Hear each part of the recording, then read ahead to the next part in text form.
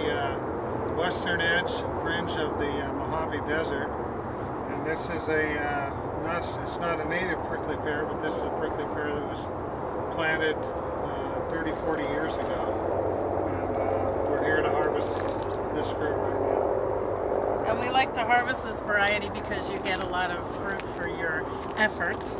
And there are different ways to harvest this to make sure that you don't get these, I forget the names. Blockets? Blockets, thank you. Embedded into your skin. So one is to use tongs. So if you're going to use tongs, you can just grab the fruit with your tongs and break it off. And then put it in your basket. So that's one way to harvest it. And another way is, of course, to wear gloves. And you can use your tongs to help you out with your gloves too.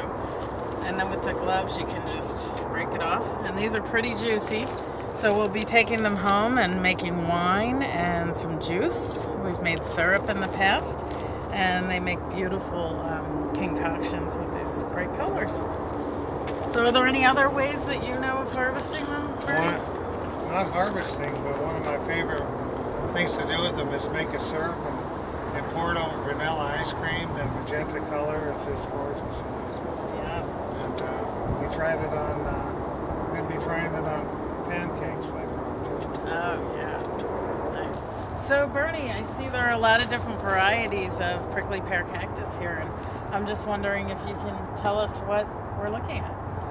Well, this right here is actually a beaver tail cactus, and it's got smaller thorns, basically a glochnidia on it. This one over here is a prickly pear, and it has both types of thorns. It's got the right here's the big thorn, and then that dark spot that's filled with little tiny, almost microscopic little hairs called glochids, and they will that's the kind that get in your skin, and it's kind of a pain to take off. The one that takes weeks sometimes. Yeah. And then over here we have a prickly pear. This is a native, and this is the fruit on this one. It's much smaller than that introduced that we were collecting earlier, but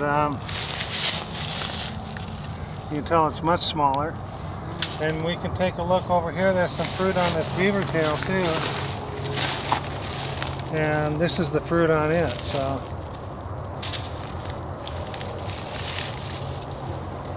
that's a couple of the different types of cactus we have here.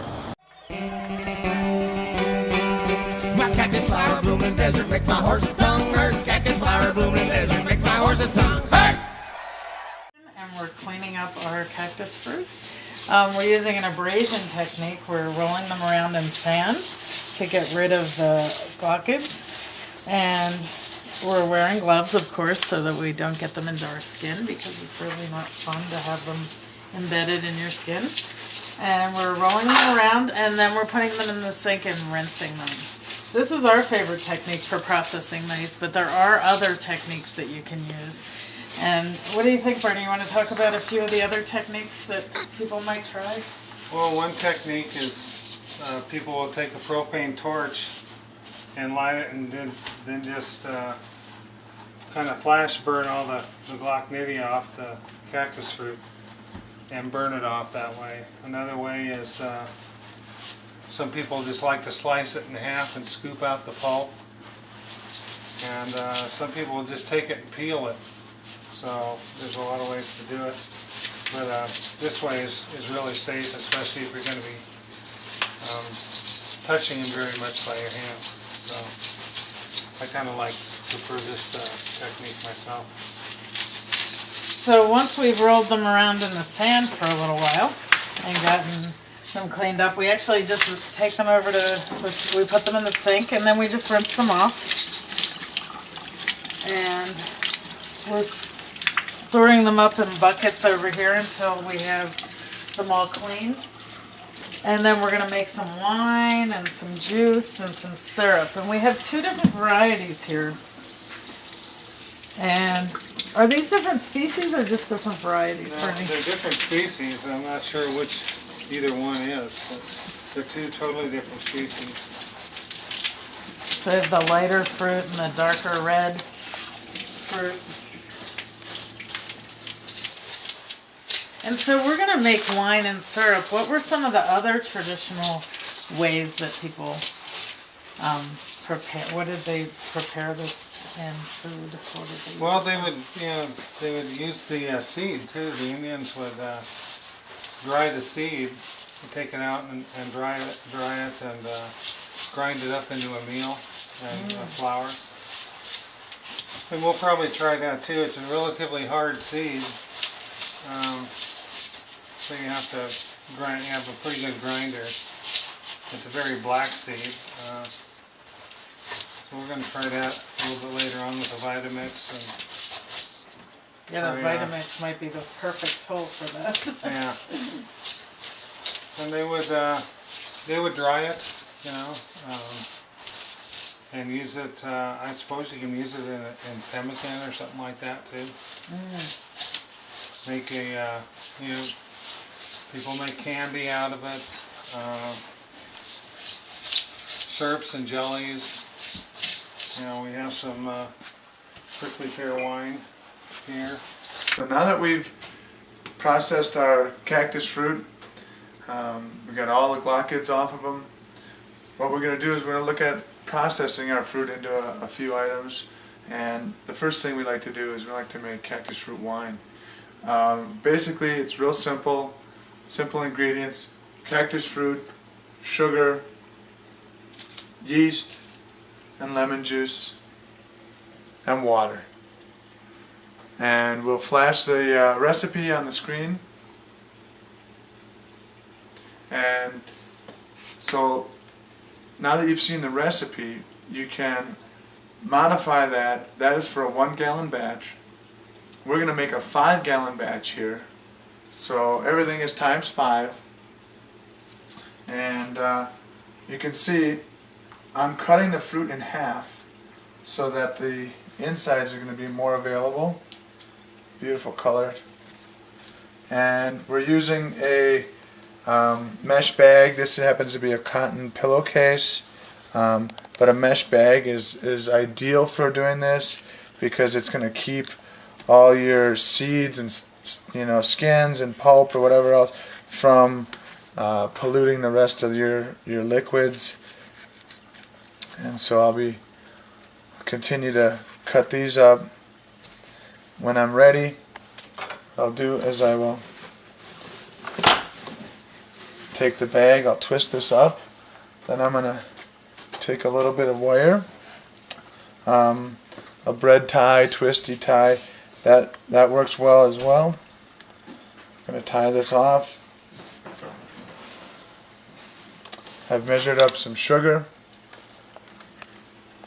so I'm going to pour this sugar right into here.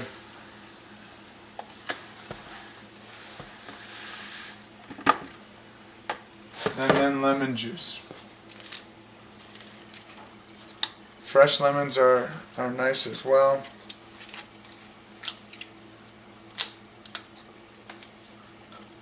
So